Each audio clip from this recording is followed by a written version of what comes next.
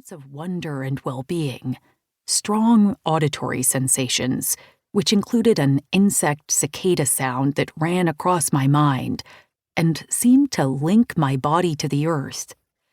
Strong visual hallucinations in orb-like brilliance, diamond patterns that undulated across my visual field.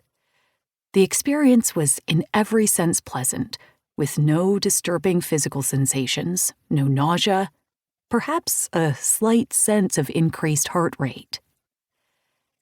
Davis and Weil's paper concluded that, since there were well-established trade routes between the Sonora Desert and the Maya lowlands to the south, it was possible that this dried venom had been traded between them.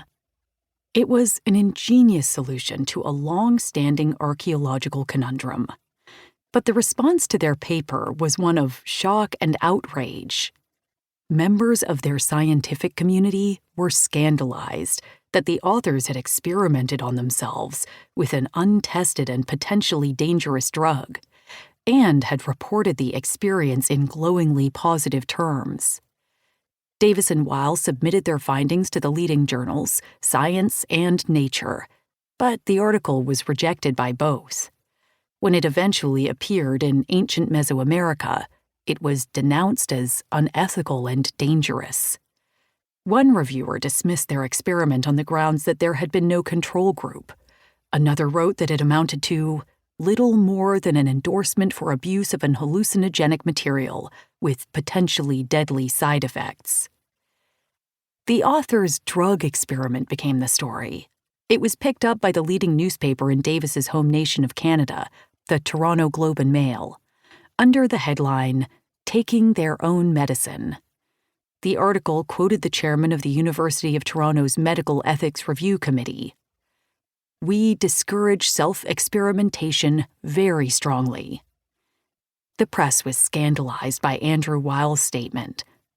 "I think the kind of inspiration which comes from experience makes for the best kind of science."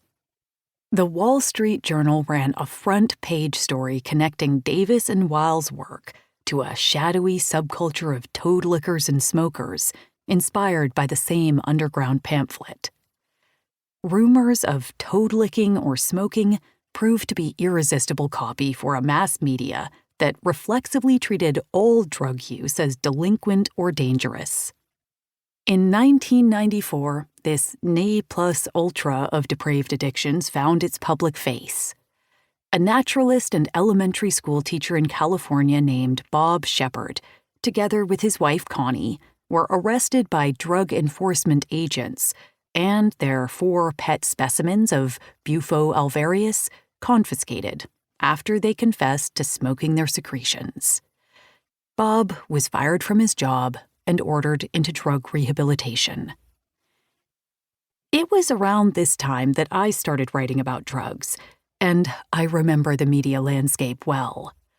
The subject was framed as a medical, social, and criminal problem.